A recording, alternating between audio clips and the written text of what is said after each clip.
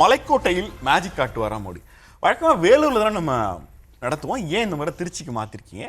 திமுக திருச்சிக்கு போகிறனால நீங்களும் திருச்சிக்கு போகிறீங்களா? பாஜக இல்லை, இது திருச்சி மாநாடு ஏற்கனவே முடிவு செய்யப்பட்டது. வேலூர்னு சொன்னீங்க, ரொம்ப முன்னாடியே முடிவு செய்யப்பட்டது. 11ஆம் தேதி திருச்சிங்கிறது ரொம்ப முன்னாடியே முடிவு செய்யப்பட்டது. அதற்குண்டான பெர்மிஷன்ஸ் எல்லாம் ரொம்ப முன்னாடியே நாங்கள் அப்ளை பண்ணிட்டோம். அதனால் அது திட்டமிட்டபடி தான் நடக்குது. திருச்சிங்கிறது ஒரு மையப்பகுதி, தமிழ்நாடோட மையப்பகுதி.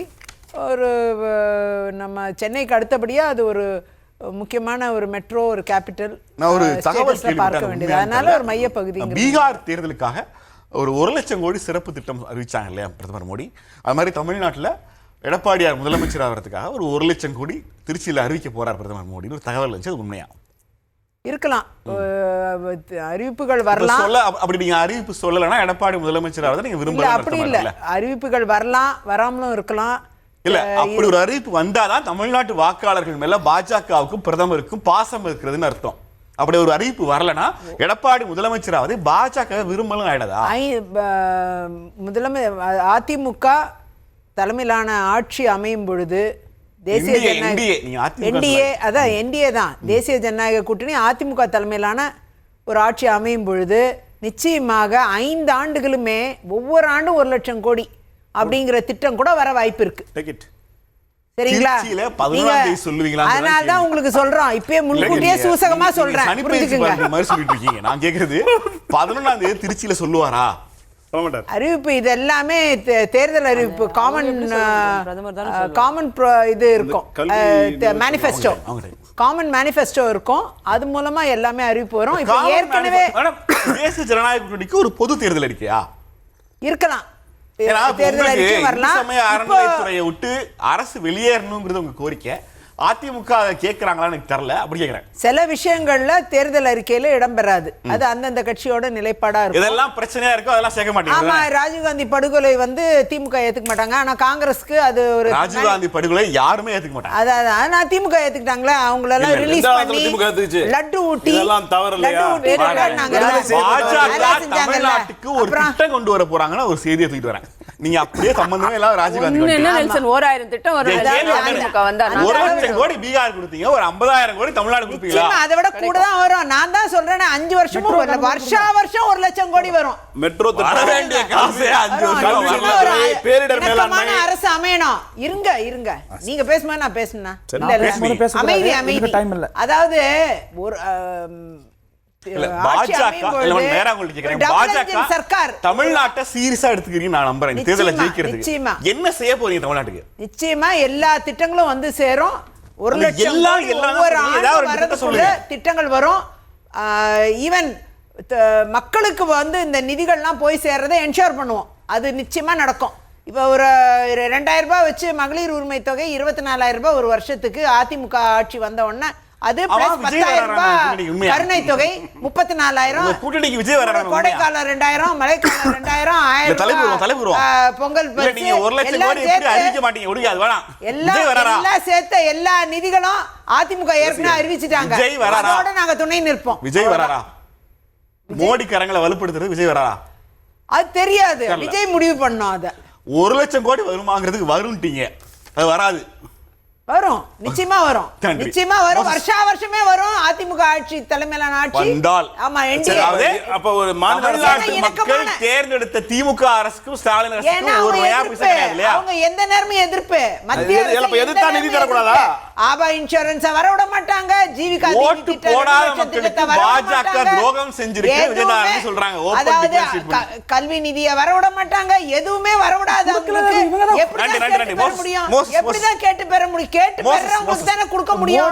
இந்த தேர்தல்ல மக்கள் எதை கவனிப்பாங்கன்னு நினைக்கிறீங்க? இந்த திமுக கூட்டணியினுடைய பாஜக எதிர்ப்பு புள்ளியா, அல்லது அதிமுக பாஜக முன்வைக்கிற திமுக 5 ஆண்டுகால ஆட்சியினுடைய மோசமான பக்கங்களையா? அதாவது நெல்சன், ஒரே ஒரு விஷயம் நான் சொல்ல மறந்துட்டேன். நீங்க இந்த கிரைம் ரேட்டை பத்தி அவர் சொன்னார் இல்லையா?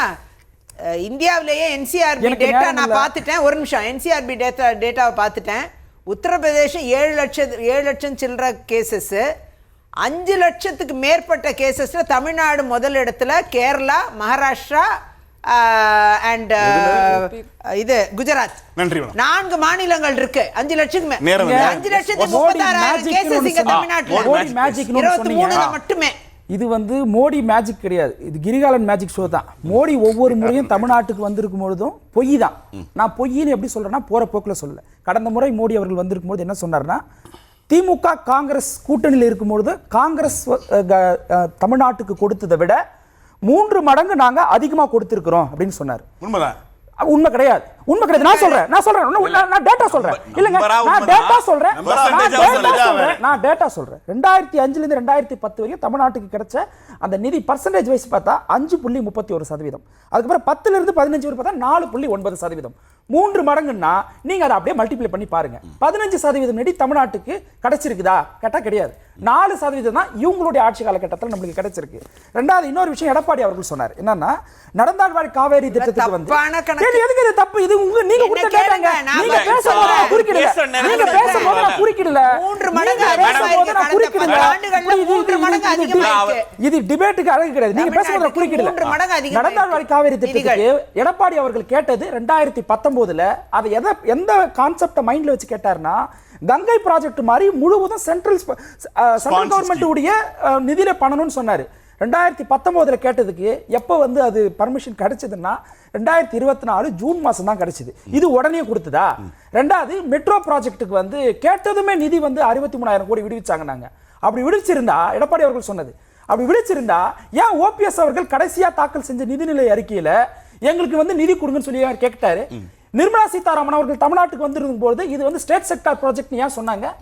இங்க தயாநிதி மாறன் அவர்கள் பார்லிமெண்ட்ல இது சம்பந்தமா கேள்வி எழுப்பும் பொழுது அங்கே ஸ்டேட் செக்டார் ப்ராஜெக்ட் தான் சொன்னாங்க. அதுக்கப்புறமா அது எப்ப அதுக்கு வந்து நிதி விடுவிச்சாங்கன்னா 2024 ஜூலை மாசத்துல விடுவிக்கிறாங்க. அப்போ மோடி அவர்கள் வந்து இதை செஞ்சாரு அதை செஞ்சாருன்னு எடப்பாடி பேசுறாருல, நான் ஒண்ணு கேட்கிறேன், எடப்பாடி வந்து செஞ்சதை மோடி அவர்கள் வந்து கேம்பெயின்ல பேசுவாரா? பேச மாட்டாரு. 7.5 இடஒதுக்கீடு வந்து ஏடிஎம்கே கொண்டு வந்து அது அவங்களோட சக்சஸ் தானே. அதை பத்தி மோடி பேசுவாரா? பேச மாட்டாரு. ஏன்னா பிஜேபி உடைய பிளான் என்னன்னா அதிமுகவை கம்ப்ளீட்டா டைலூட் பண்ணிட்டு அவங்க அந்த இடத்துக்கு வரணும்னு தான். இது ஒரே ஒரு விஷயம் கடைசியா முடிச்சிடுறேன். பிஜேபி உடைய சக்சஸ் எங்க இருக்கு தெரியுமா? எடப்பாடி வாயாலேயே பிஜேபி உடைய பாலிடிக்ஸ் பேச வச்சாரு. கோயிலுடைய காணிக்கைகள் எடுத்து இவங்க கல்லூரிகள் கட்டுறாங்கன்ட்டு இந்த அரசியல் யார் பேசுற அரசியல்? தமிழ்நாட்டுல பாஜக பேசுற பாலிடிக்ஸ் எடப்பாடி வாயிலிருந்து பேச வச்சாரு. எப்படி இல்லனா அறநிலையத்துறை எங்க கிட்ட இல்ல. யார் பேசினாலும் நல்லது. இவங்க வழக்கறிஞர் உண்மையை பேசுறது தவறா? HRNC ரூல்ஸ் அண்ட் ரெகுலேஷன்ல ரூல் 66 சப்ளாஸ் 3 எடுத்து படிங்க. பண்றதுக்கு ப்ரொவிஷன்ஸ் இருக்குதா இல்லையா? அதெல்லாம் உங்களுக்கு தெரியும். நீங்க வந்து காயின் பண்றீங்க. நீங்க என்ன பண்றீங்க? நீங்க ரொம்ப பிரைஸியா சரி, நீங்க மதச்சார்பற்ற கூட்டணிகள்ல கோயில் காசுல முருகன் மாநாடு நடத்துனீங்கல்ல, இதே மாதிரி அல்லாஹ் மாநாடு ஜீசஸ் மாநாடுலாம் ஏன் நடத்தல? மதச்சார்பற்ற கூட்டணி நடத்துங்க. அப்புறம் நீங்க மதச்சார்பற்ற, நாங்க மதச்சார்பற்ற. கோயில் நிதி பத்தி பேசுறாரு, ரூல் எல்லாம் சொல்றாரு. ஒரே ஒரு கேள்வி சுருக்கமா சொல்லுங்க. 11ஆம் தேதி பிரதமர் மோடி அதிமுக கூட்டணிக்கு என்ன தர போறாரு? அவர்தான் டபுள் என்ஜின் சர்க்கார்னு சொல்லிட்டாரு. ஏற்கனவே கொடுத்திருக்காரு 11 மருத்துவ கல்லூரி கொடுத்திருக்காரு, எய்ம்ஸ் கொடுத்திருக்காரு. அது அவர்தான் அறிவிக்கணும். நான் எப்படி சொல்ல முடியும்? என்ன கேட்டிருக்கீங்க? அதிமுக பிரதமர் மோடியிடம் என்ன கேட்டிருக்கீங்க? பிரதமர் மோடி எடப்பாடி பேரை சொல்லுங்க. சிபிஐல இருந்து விடுவீங்க. சிபிஐ வழக்கு மேடையிலே வராரு, அவங்க தலைவரே சொல்றாரு. முதலமைச்சர் இன்னைக்கு அவ்வளவு பேசினாருல்ல, வழக்கமா தொட்டுப்பார் சீண்டிப்பார் ரேஞ்சுக்கு பாஜக பேசுவாரு. இன்னைக்கு ஒரு அமைச்சர் 900 கோடிக்கு அந்த KN நேரு அவர்கள் இங்க ப்ரமோஷன்ல இருந்து அப்பாயின்மெண்ட்ல இருந்து ஈடில இன்னும் ஏன் சார் வழக்கு பதிவு பண்ணல? சரி, மத்ததுக்கு தான் சிபிஐ என்கொயரி, அவங்களுடைய சட்ட வாய்ப்பு உங்ககிட்ட தானே சார் இருக்கு. ஏன் சார் வழக்கு பதிவு பண்ணல? இன்னைக்கு அதனால அமிக்கபுலாவே முதலமைச்சர் ஹேண்டில் பண்ணிட்டு போயிட்டாரு. இன்னைக்கு நடந்தாய் காவேரி பத்தி சொல்றாரு. இவர் 14,500 கோடி சாங்க்ஷன் பண்ணியாச்சு சார். அதை நிறுத்தி வச்சிருக்கிறது இந்த அரசாங்கம். காவிரி வைகை குண்டாறு, சரி, காவிரி வைகை குண்டாறு 11,000 கோடி, நாங்க 750 கோடி லாஸ்ட்ல நாங்க கொடுத்துட்டு போயிட்டோம். 2021 பிப்ரவரியில நாங்க திருச்சி தாண்டி நாங்க கரூர்ல இருந்து நாங்க இந்த லேண்ட் அக்விசிஷனே பண்ணியாச்சு. ஏன் நிறுத்தி வச்சிருக்கீங்க? நிறுத்தி வச்சிருக்கீங்க. மத்திய அரசு கொடுத்த ப்ராஜெக்ட் 11,500 கோடி